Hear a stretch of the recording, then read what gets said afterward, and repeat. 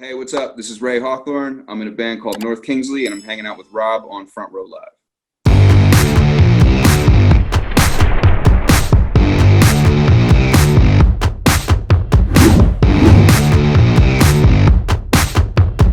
I'm super excited with this new project, North Kingsley. You guys came out with a banger with Like That, and it just caught my attention from that first instinct. And talk to me about that creative process of the three of you guys coming together, because I know this project has been trying to come out for the last year or so. Yeah. So what was that like for you? Our creative process is it's actually really interesting for me to talk about, because we've been trying to release, definitely within this whole last year, but obviously there's been a lot going on getting in the way of that. But we, for the last 2 years, worked really hard on just sort of developing our sound. You know what I mean? We really wanted the sound unique in a way that's not like, I don't know, your traditional rap rock, like nu metal kind of thing, which was a hard medium to find initially, because we all have very different influences. Yes, there's rap music in it, and yes, there's obviously, with someone like Shavo in the band, there's going to be like metal influence in there too. So it took a whole lot of trial and error to do stuff that just didn't sound typical.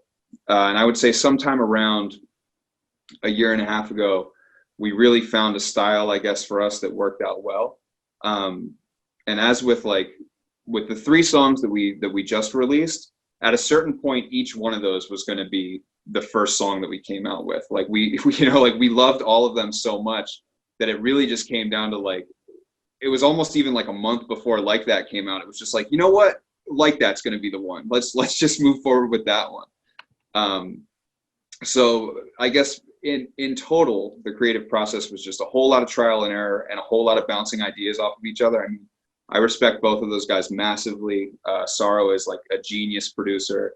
Shavo is obviously a genius musician. I feel like I'm just sort of lucky to be there. And, they elevate me to another level as a vocalist for sure.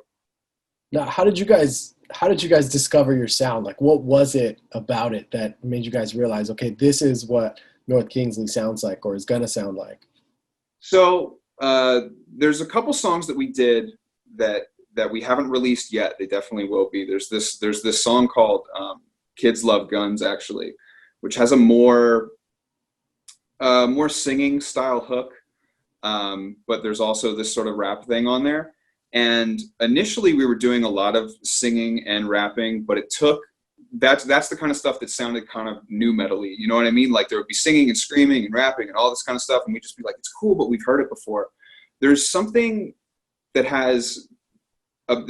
Kids Love Guns that it was still edgy, but it was sort of soft enough and unique enough that it just didn't feel like it felt like we were going in our own lane. So the main thing is, like, anything that we do, we want it to have a message. If you listen to any of these 3 songs, any part of them is something that I'm really passionate about.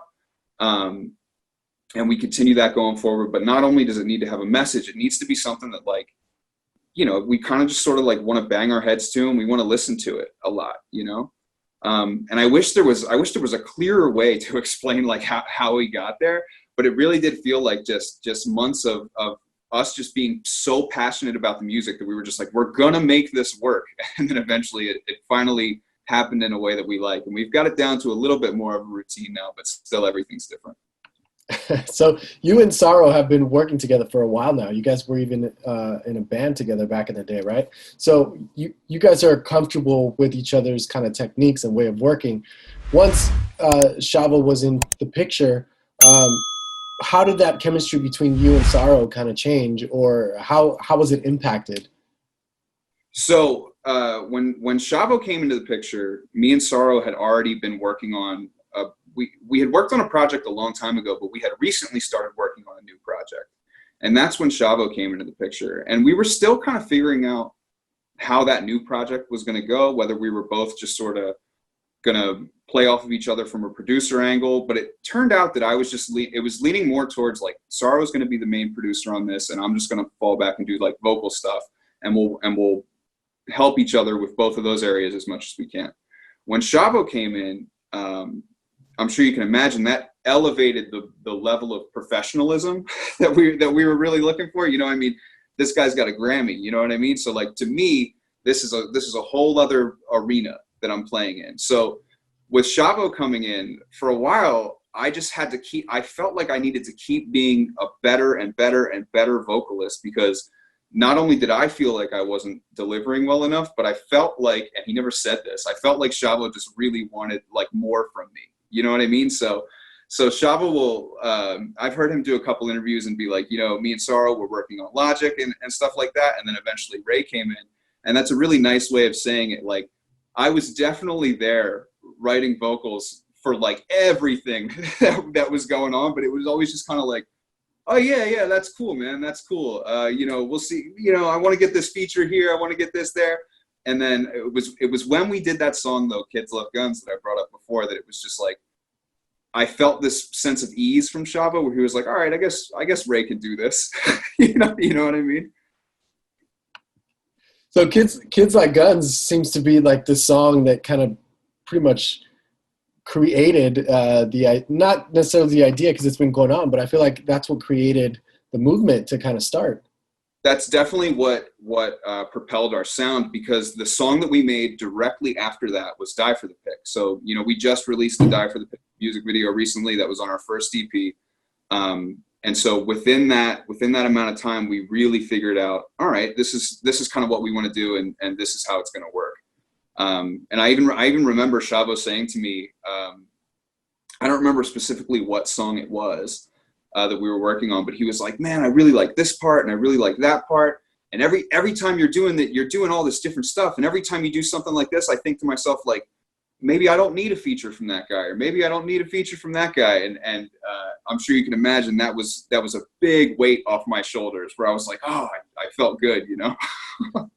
Listening to the EP, listening to these tracks, I love your voice and I love your delivery. How did you kind of discover your way of delivering these lyrics? Was it during the recording process, during the writing process? Like, when did that kind of happen for you?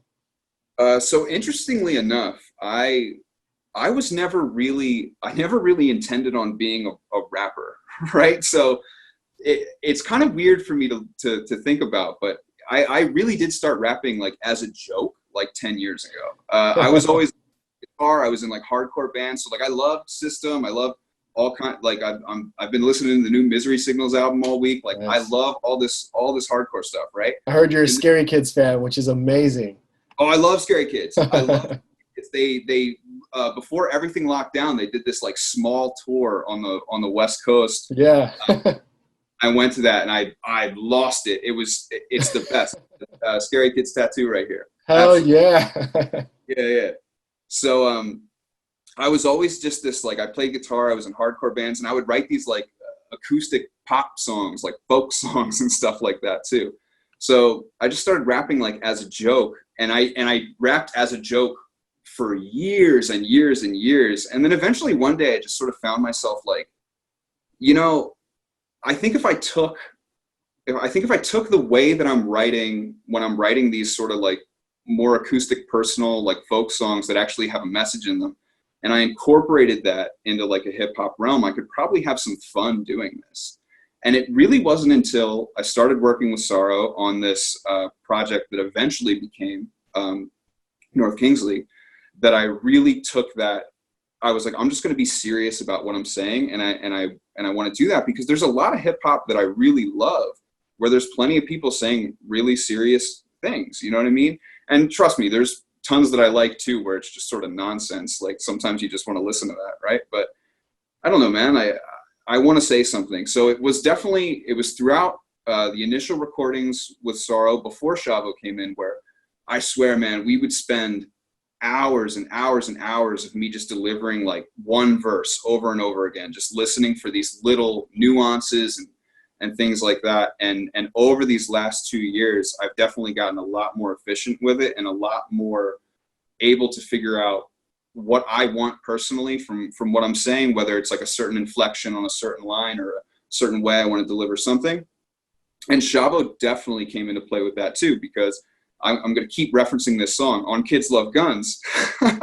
he came in and I had a flow that went a certain way, and he was just like, well, what if you sort of paused here and then did the rest of it, and then go a couple bars and then pause here again and then do the rest of it, and it ended up being a more interesting thing to hear.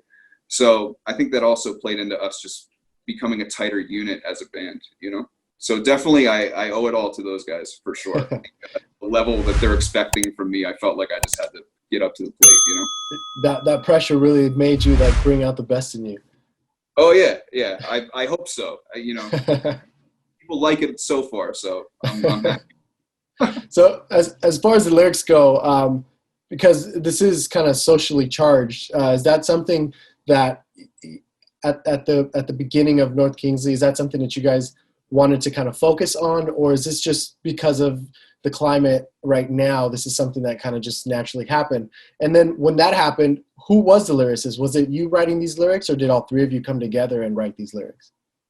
So I write all the lyrics, and it's always been like a social and a political message for what we're trying to say. Even the interesting thing is, like, you can hear some of these songs on this EP that just came out, and they seem so current.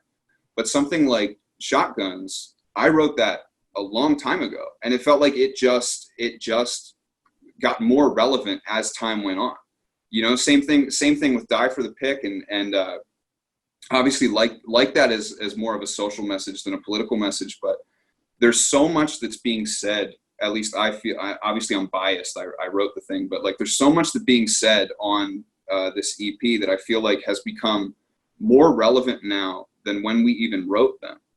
And on some level, I feel like it's good that we took such a long time figuring out our sound and waiting until the right moment to sort of be able to release this stuff, because I feel like on some level, this is the kind of thing that people should be hearing these days. You know, I don't want to come off as like preachy in my lyrics or my messages or anything, but I do think there's a positive element to at least hearing these kind of messages and being like, well, is this right? Is this wrong? Let's try to look at this from all angles and really just like, let's just be good to each other. You know what I mean? I think it's just worth saying in music, when so much of music now is sort of lyrically and bereft of any kind of message, you know, which is fine, but let's have a little bit. This volume of the 3 songs was released this week, actually. So you guys had been writing so much other music. What was it about these 3 songs that you guys felt like this was the perfect way to kind of introduce North Kingsley? So obviously, like I was just saying, these songs feel extremely relevant right now, but also the tone of these 3 songs work very well together. So there's an element to like what's being said in the songs that we wouldn't really want to wait longer to put these out. These are songs that we wanted to put out in like April.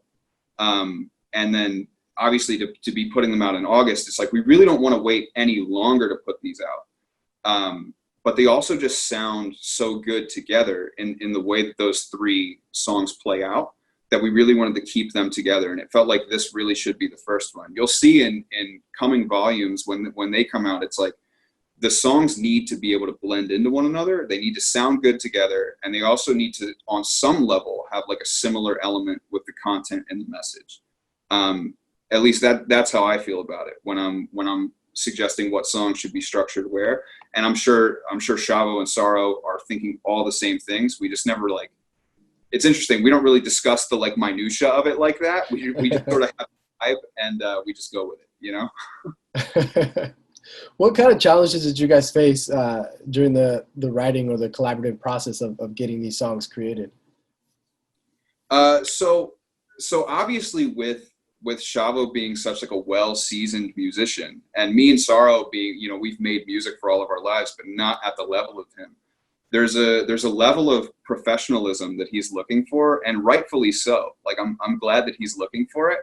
But I think it was initially a little bit difficult for me and Saro to understand some of the sort of executive decisions that he would be making in songs. Like he comes in so key when it comes down to like arranging songs and being like, I don't know I don't know, yeah, like I get your message, but can you make this chorus a little bit catchier and things like that? Like if it were up to me, I would just be doing bars for like 4 minutes straight. Like it would just be like, I would just be going, it would be boring to listen to. You know what I mean? So he's coming in and really just being like, you know, we should really try to make the, like, keep your message. I really want you to keep saying these things, but put it in a way that's a little bit more digestible. Whereas like if me and Saro had our way, it would probably just be this insanely difficult to listen to project, because we're just trying to make anything that we've never heard before, and it is completely out of left field. So in a lot of ways it's interesting because Shavo is super creative and he brings so much to the table, but in a lot of ways he like reins it back in though, and he goes, all right, let's make this as creative as we possibly can be, because we don't want to sound like anyone. Like all three of us do not want to sound like anyone,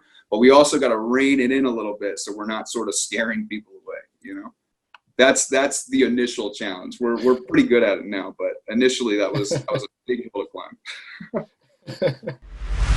The other cool thing that I like about you guys is that you guys are kind of going against the music industry as well, as far as like the way you guys are releasing your music, the way you guys are promoting. Is that a scary thing to do, or is that something that you guys just like, you want to test the waters, like you want to see if there is a better option, if there is a better way to kind of get these songs out? When you're so passionate about something that you're putting together, it is a little nerve-wracking just putting it out at all. And then the way that you're going to deliver that music adds another level of nerves to it, right? Because every artist is out here being like, I don't care, I'm just an artist. But on some level, you want people to like it and you want people to be able to hear it, right? So when we're discussing how to put this out and what's the best way, it's definitely a little bit nerve-wracking to be putting out so little at a time. But at the same time, it really is the best option, because with us being a brand new band, if we put out a full 12 songs last week, there's a lot of that would just get kind of lost in the shuffle. And when we're spending so much time on every song and trying to make every song worthy of being like its own single and worthy of having its own video and just worthy of its own thing, we're not really listening to a song and thinking like, all right, this is good, but maybe it's not the single, maybe we'll just put it on the album. If we think that about a song at all, we'll just scrap it. I mean, I can't tell you how many songs we've almost completed just to scrap them because they weren't up to par with what we're working on. So when we're looking at that level of quality and that level of expectation that we set for ourselves, we really do just want to put them out in a way that's easier for the people to digest every single one of them. And this is sort of the only option, right? Like put things out in little small chunks, and then maybe eventually we'll work up to being able to be a respected enough band that we can just drop an album and nothing will get lost in the shuffle. But as it is right now, I think it's better to just put out these songs one by one as much as we can, get videos for them, do these different volumes. And it's interesting because I want everyone to hear all the music like right now. You know what I mean? I love that volume 1's out, and then I'm already just at home just like, yeah, but volume 2 though. You know what I mean? Volume 2 is bringing that real heat. So I love all of these songs so much individually, and I'm always looking forward to the future. So I'm glad on some level that we are doing it in this way, because every song's going to have its own moment in the sun.